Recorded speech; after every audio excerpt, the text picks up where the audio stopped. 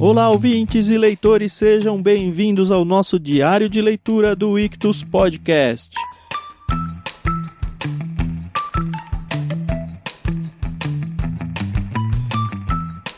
Obviamente, você que está aqui já sabe que estamos lendo Os Irmãos Karamazov, de Fyodor Dostoiévski. Estamos no nosso segundo dia de leitura. Já lemos o livro 1, lembrando que o livro inteiro ele é dividido em vários livros pequenos. E hoje entraremos no livro 2, um pedaço dele, os 3 primeiros capítulos desse livro. O livro se chama Uma Reunião Extraordinária. Eu sou o Thiago André Monteiro, @vulgutan lá no Twitter. Estou aqui com a Carol, que vai ajudar a gente a conversar sobre a leitura de hoje. Tudo bem, Carol? Tudo bem, Thiago, e você? Tudo em paz. Tá meio devagar esse livro aqui, né, Carol?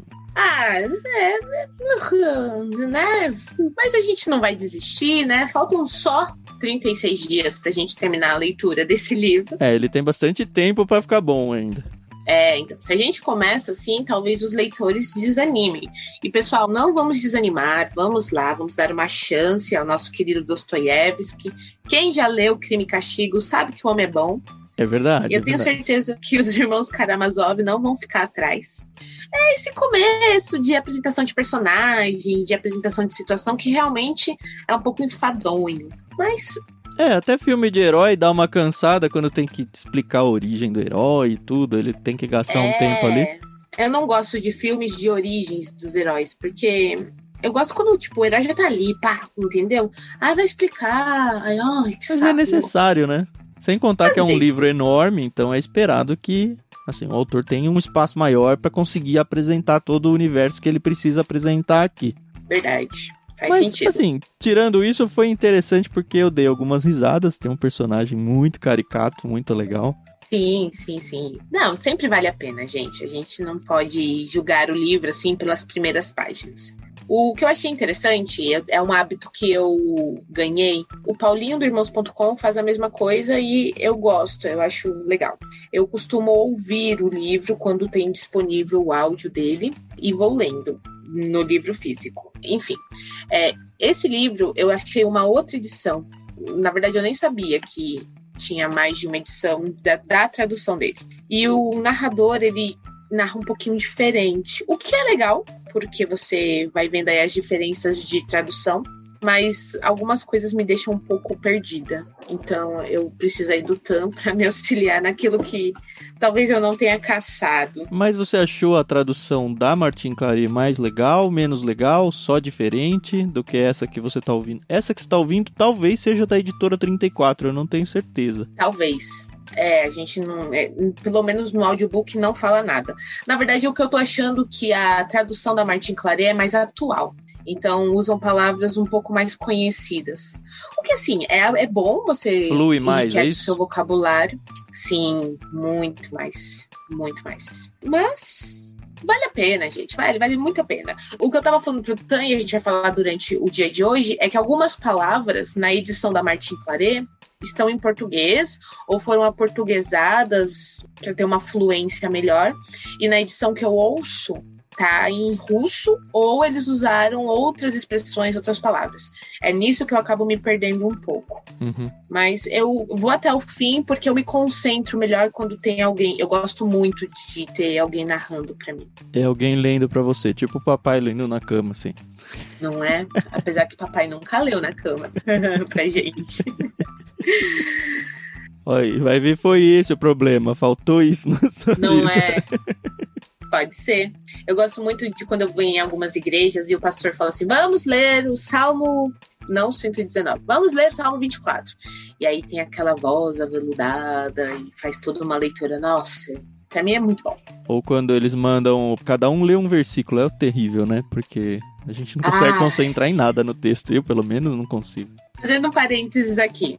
Quando o pastor ou o dirigente, quem tá lá na frente, fala, vamos ler, eu prefiro que cada um leia um, porque, enfim, cada um tem uma tradução, uma versão diferente, do que, e já aconteceu isso, gente, falar assim, todos vamos ler juntos, mas cada uma numa versão, tipo, não tinha um slide.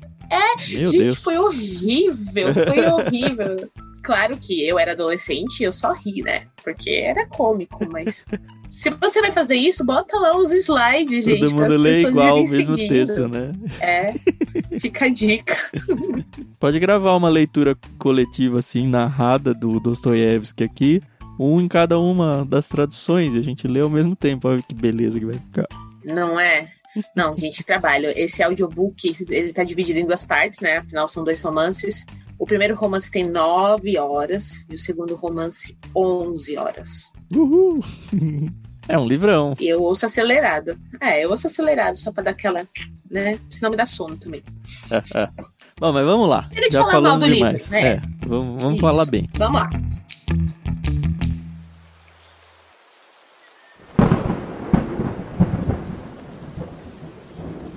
Hoje, então, capítulos 1 a 3 do livro 2, Uma Reunião Extraordinária.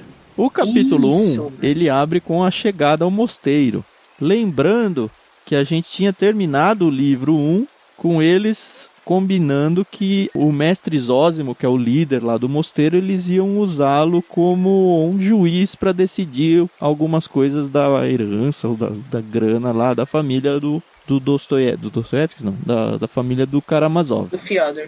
Isso. E o filho mais novo, que é o Alexei, ele está internado nesse mosteiro, apesar de que ele ainda não se tornou, na prática, pelo menos não tem a obrigação de se tornar um monge ali. Basicamente é isso. Essa chegada ela é muito simples, né? A gente vê que vão chegar 2 carruagens. Numa delas está o Ivan, que é o filho do meio, com 2 homens. E de início eu achei que era o Dmitri, né? O irmão mais velho, que é o principal interessado, mas não, ele ainda não chegou. Uhum. Quem está com o Ivan é o Piotr, que foi aquele primeiro que cuidou do Dmitri, quando o Dmitri era pequenininho. O que me soou bem estranho, eu não tinha me ligado que ele estaria lá. Posso ter comido bola na leitura, mas enfim, ele está.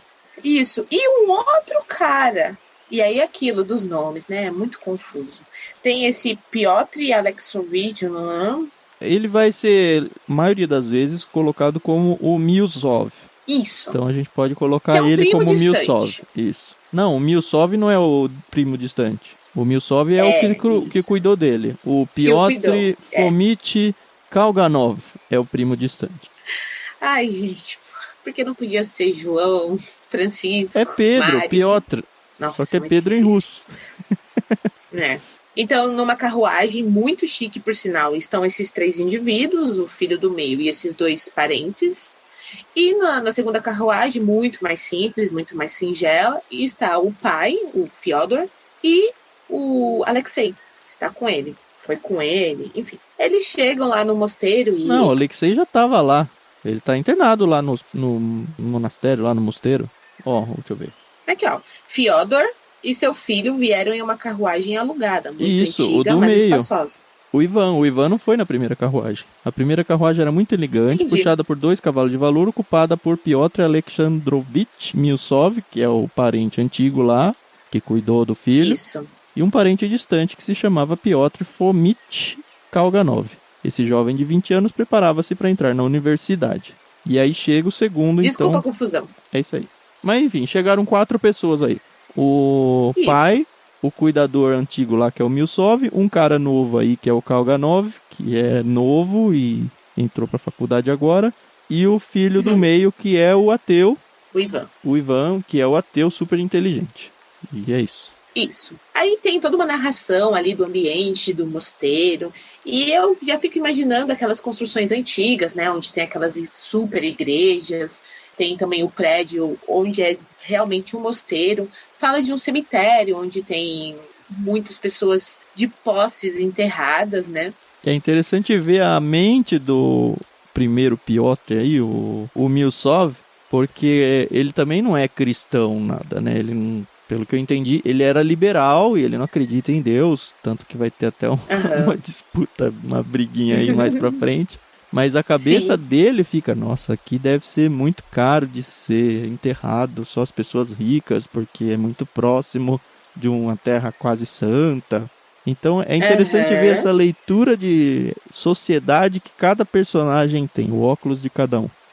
O que eu também achei interessante é que, como bons cristãos, a Bíblia fala sobre você ajudar viúvas, órfãos, os necessitados. E a gente percebe que os personagens aqui, eles têm algum tipo de posse, mas ninguém ajuda, somente o Kalganov. Ele tira 10 copetes do seu porta-moedas e dá lá para uma mulher, né? E ele fala, ó, divide esse dinheiro entre vocês, porque é importante salientar que nesse mosteiro, muitas pessoas iam visitar o mestre lá, o Zósimo, porque achavam que ele fazia milagres, né? Então eu já imagino um lugar cheio de pessoas necessitadas, doentes. Não era assim. Tinha a parte que era super bem visitada por quem era rico, mas tinha aquela parte para os mais necessitados, né? As migalhas, né?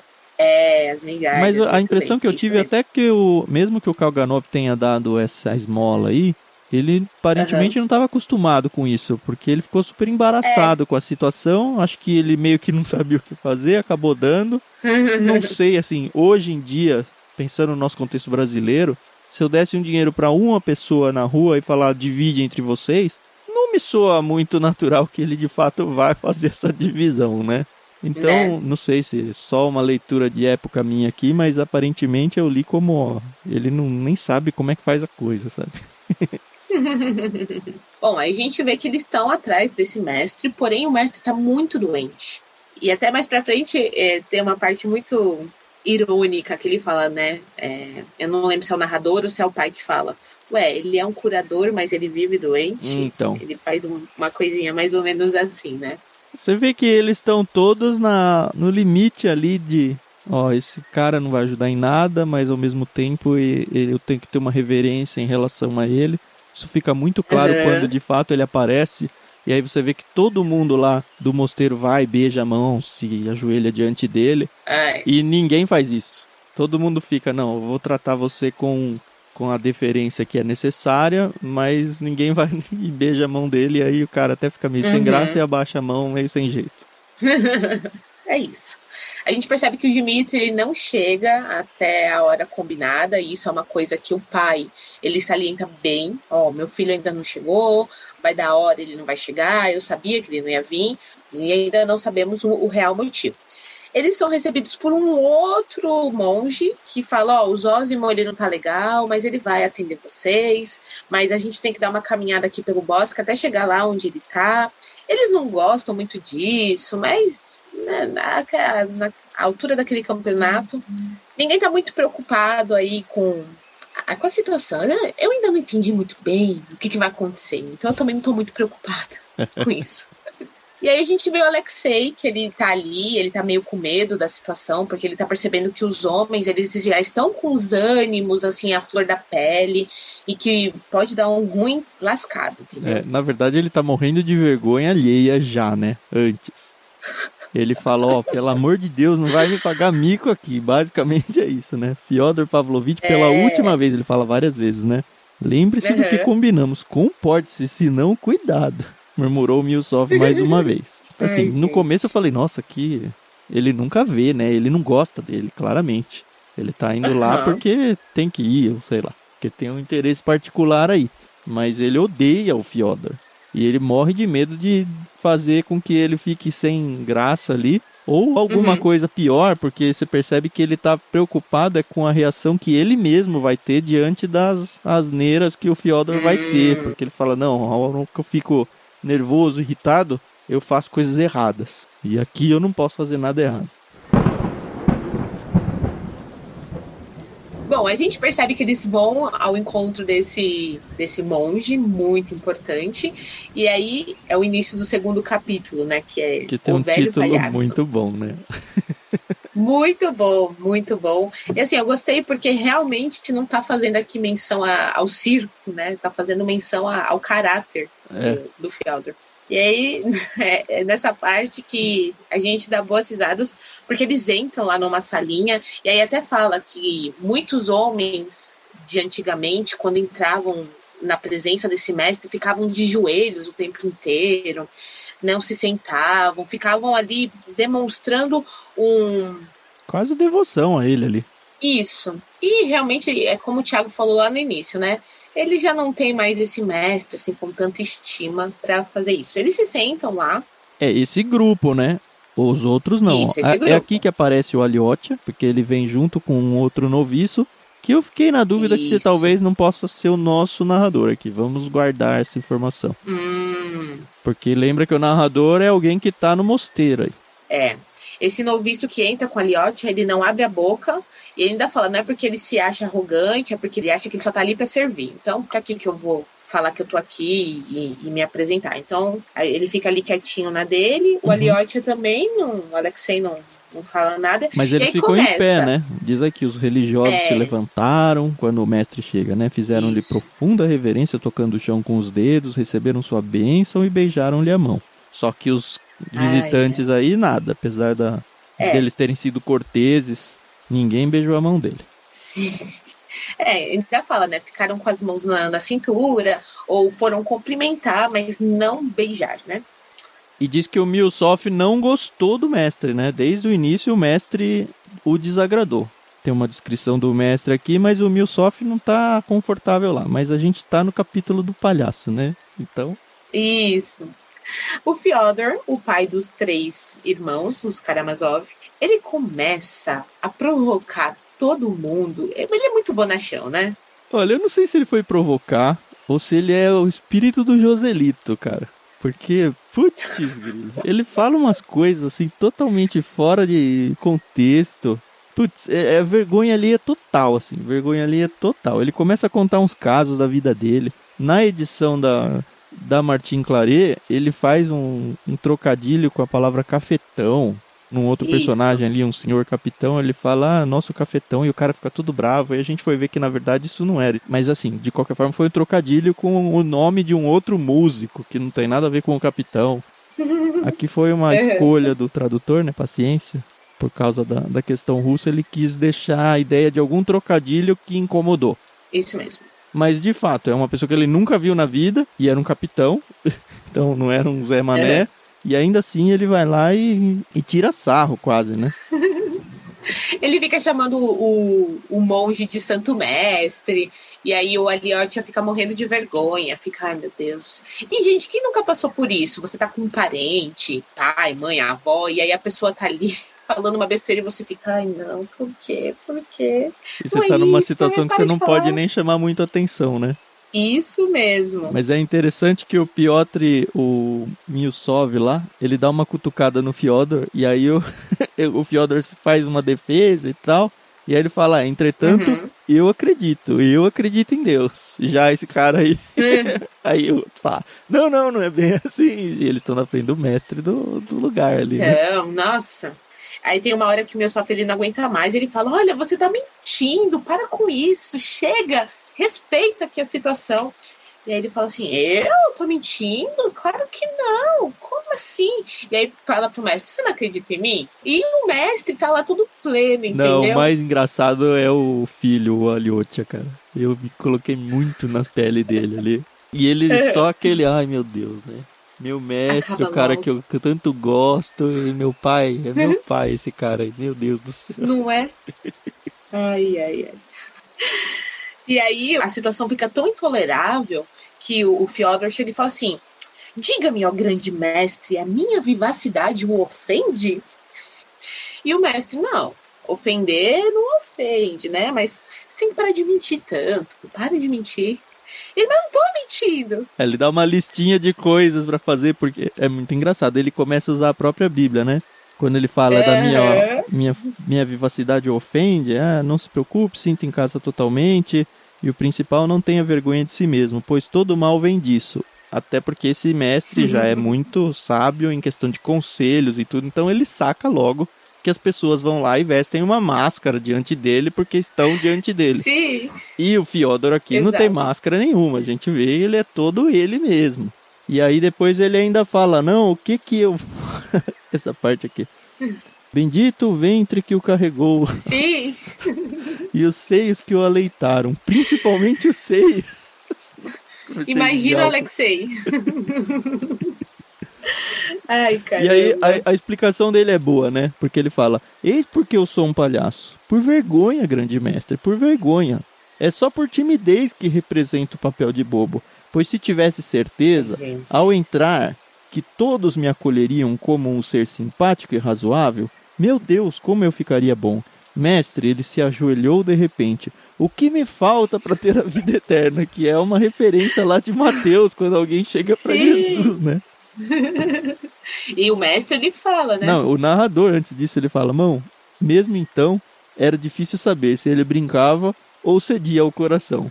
E não é ruim quando você convive com uma pessoa assim, que você não sabe se ela tá brincando, zoando com você, ou se ela tá falando sério? É horrível, gente, é horrível. E aí o mestre responde, né? Há muito tempo o senhor sabe o que lhe falta fazer, pois não lhe falta bom senso. Não se abandone à bebida e à intemperança da linguagem, nem se abandone à sensualidade, sobretudo ao amor pelo dinheiro. E feche as suas contas nas tavernas, ao menos algumas delas, se não puder fechar todas. Mas, sobretudo, antes de tudo, não minta. E aí ele fala, do que o senhor tá falando? Como assim? Ele vê que não dá, né? Pra não mentir, não rola. Realmente tem gente que vive assim, né? E aí o mestre, ele vai sair daquela reunião, porque, como a gente explicou, no mosteiro, tem uma parte do mosteiro onde ele recebe algumas pessoas que também querem a sua bênção, querem que ele as cure, enfim. E ele já tinha combinado que ele ia encontrar com essas pessoas antes dos homens chegarem. E aí ele vai sair, e aí o Fyodor fala, não, vem cá, deixa eu beijar sua mão, por favor.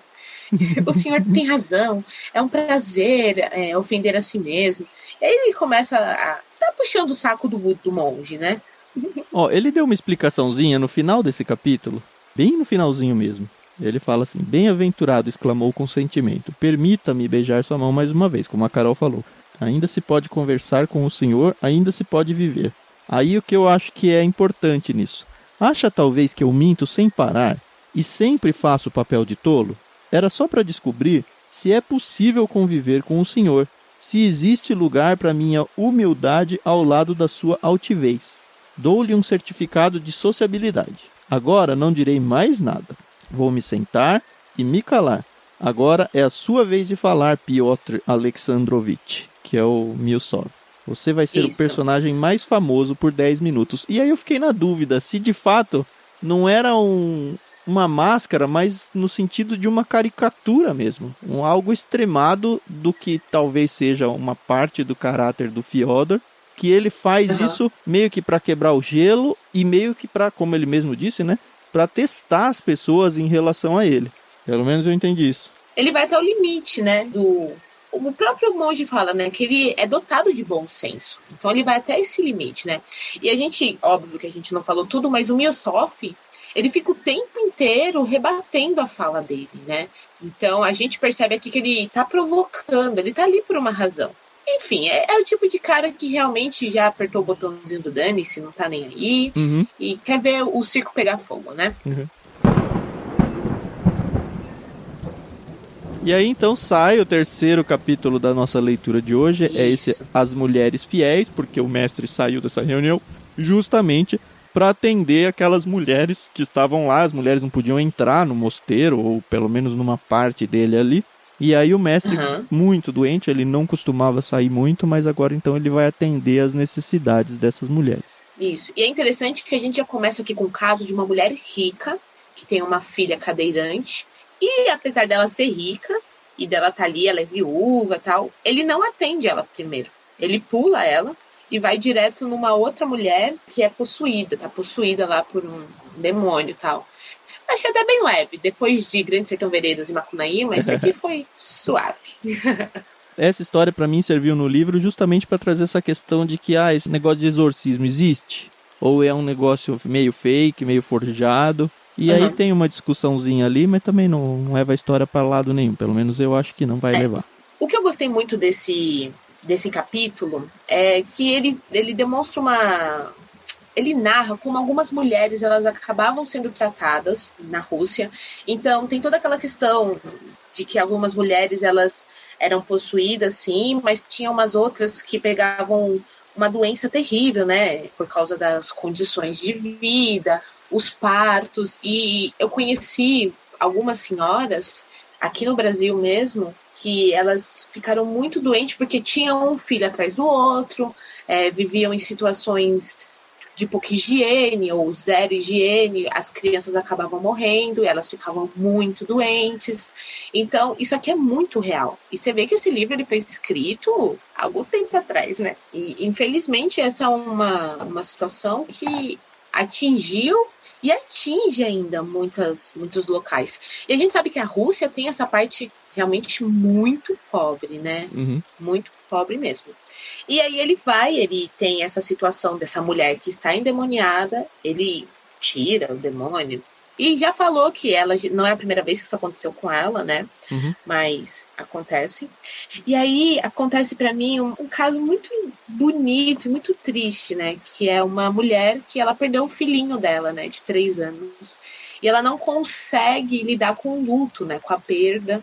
Ela, inclusive, abandonou sua família. Abandonou o marido. O que eu achei impressionante nessa história é que ela não tá assim porque ela perdeu um filho. É porque ela perdeu o 4º filho. Ela tinha 3 filhos, ela fala, quando enterrei os 3 primeiros, não estava tão triste. Mas esse último eu não consigo esquecer. É como se ele estivesse aqui diante de mim, ele não vai embora. Minha alma ressecou toda. O mestre fala, olha, ele agora tá nos céus, ele virou um anjo, ele tá olhando por você, não chora por ele, porque ele tá lá cantando no coro dos anjos. Ela fala, era isso que o meu marido falava pra mim, mas eu não consigo suportar. E aí ela tem uma peça de roupa dele, né, da criança, ela anda. Ele fala, não, e olha, volta pro teu marido, porque não é legal que você abandone ele por causa dessa situação, né? E aí, mais uma vez, a gente tem aqui uma alusão à Bíblia, né, que fala de Raquel, que chorava pelos seus filhos, né? A gente lê isso lá em Mateus. Eu achei muito bonita essa parte, e é muito bonita mesmo. É uma história totalmente nada a ver com a narrativa, mas... Pois é, mas é bem bonita e é interessante ver como que o mestre aí lida com toda essa situação, conforta essa mulher. Tem uma outra mulher que chega e fala que o filho ele foi embora há muito tempo e ela não tem mais informação e chegou meio que um boato para ela de que ele tinha morrido. E aí ela fala, eu vou começar a orar, eu já estou rezando pela alma do meu filho. E esse monge aí, esse padre, ele reclama, ele fala, não, você não pode rezar pela alma dele, ele não tá nem morto, você não tem essa informação ainda. Inclusive, ele faz uma profecia aí dizendo que ele ia voltar, né? Veremos, né? Na verdade a gente não vai ver. Provavelmente não, né? Tem o caso da mulher que eu achei que matou o marido, não matou? Eu não sei como que você leu isso, Carol. Eu entendi isso, porque tem uma mulher que falava que apanhava do marido e que ele já morreu, mas ela anda com os pensamentos que não são cristãos, né? E aí o padre fala, mas você já se confessou? Já, 2 vezes, mas esses pensamentos não saem da minha cabeça. Então eu acho que sim, ela matou o marido. Mas não ficou muito claro aqui, a hora que ela meio que ia dizer que, fui eu que matei na verdade... O mestre chama ela e meio que cochicha no ouvido dela e nós, como leitores, não vamos até o meio dessa conversa. Sim, o que faz uma alusão ao catolicismo no sentido de que quantos crimes os padres já não ouviram e não puderam falar nada porque foi em confissão, né? Uhum. Eu não sei até onde vai essa coisa da ética e da religião, mas não estou aqui para julgar. É só uma observação. E ele termina abençoando uma nenenzinha, né? A Elisaveta, não sei. E é bonitinho, porque a mãe tá com ela, fez uma caminhada bem longa para visitar o padre, o mosteiro e o monge. E é bonitinho. Eu, assim, gostei dessa parte. Mas o capítulo não andou, né? Ele só tá descrevendo ali o que é a rotina, o que acontece ali nesse monastério, nesse mosteiro. E só. Mas o título do livro, que é uma reunião extraordinária, ela ainda não começou, até porque o filho mais velho, que é o mais interessado no assunto, ainda não chegou. E foi isso. No próximo dia de leitura, a gente ainda não termina esse livro 2. A gente vai ler os capítulos 4, 5 e 6 dele. Mas ele vai seguir ainda mais adiante. Então pode ser que a gente não chegue ainda na resolução dessa reunião extraordinária ainda. Mas vamos seguindo. É interessante que a gente já passou da página 50, né? Já estamos praticamente na 70. Se você que não tem o costume de ler, ou que você conhece livros aí, sabe que tem livros que tem 100 páginas. Então a gente quase chegou nisso já e não aconteceu grandes coisas ainda. Mas é assim, livros sensacionais, eu já aprendi, eles demoram pra esquentar, mas depois que esquenta... Pega fogo.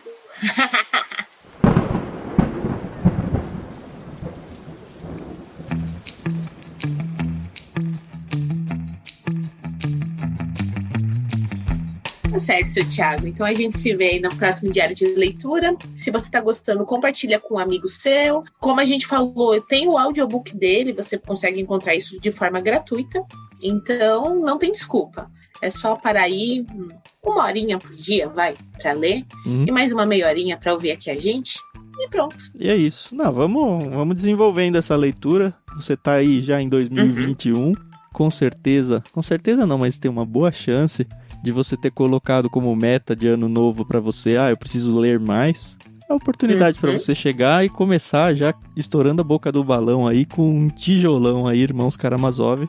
E a gente tá aqui pra ajudar vocês nessa experiência, tá bom? Não esquece então de compartilhar esse áudio com pelo menos uma pessoa, isso vai ajudar bastante a gente, com certeza.